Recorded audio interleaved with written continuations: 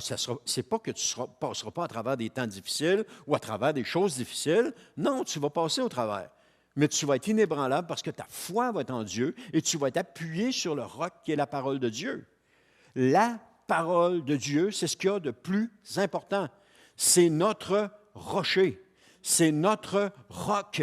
C'est là-dessus qu'on doit s'appuyer, c'est là-dessus.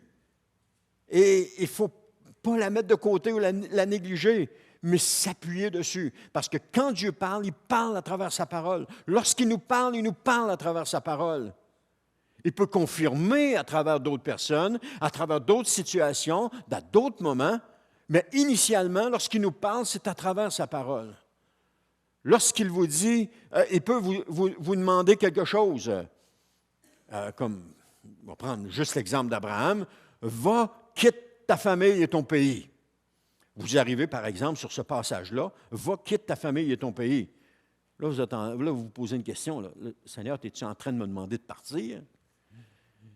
Et là, vous continuez d'interroger le Seigneur.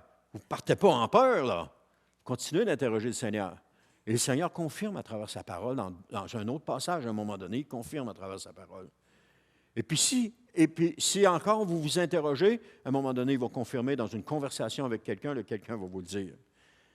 John Bevere, je l'ai déjà conté, je peux vous le répéter, il l'écrit lui-même dans un livre. Il dit, le Seigneur me parlait d'écrire un livre. Et puis je reportais tout le temps ça, je n'étais pas prêt.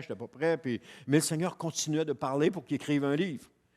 Et à un moment donné, il y a une prophète qui vient dans l'Église, et puis elle ne sait pas que John Bevere a toute cette conversation-là avec Dieu, ou cette chose-là, cette conversation-là avec Dieu, elle ne sait pas ça. Elle lui dit, John, ce pourquoi le Seigneur t'appelle, si tu ne le fais pas, il va se prendre quelqu'un d'autre pour le faire. Qu'est-ce que vous pensez qu'il a fait? Regardez le nombre de livres qu'il a commencé à écrire. Il s'est mis à écrire. Dieu avait quelque chose à dire à son peuple à travers cet homme-là. Mais il ne bougeait pas. Il n'était pas sûr. Mais c'est ça. Dieu parle dans sa parole initialement, et ensuite de ça, il va nous confirmer ces choses-là à travers d'autres personnes. Peut-être à travers un prophète, peut-être à travers une émission de télé qu'on regarde, peut-être à travers une prédication qu'on écoute, peut-être à travers une conversation avec un frère ou une sœur. J'ai déjà vu des conversations avec des frères ou des sœurs où je leur disais, « Oh là, tu n'as pas idée comment est-ce que le Seigneur est en train de me parler dans ce que tu dis là. » Parce que ce qu'il disait là venait de toucher directement ce que Dieu est en train de me parler. Alors, la parole de Dieu, c'est ce qu'il y a de plus important.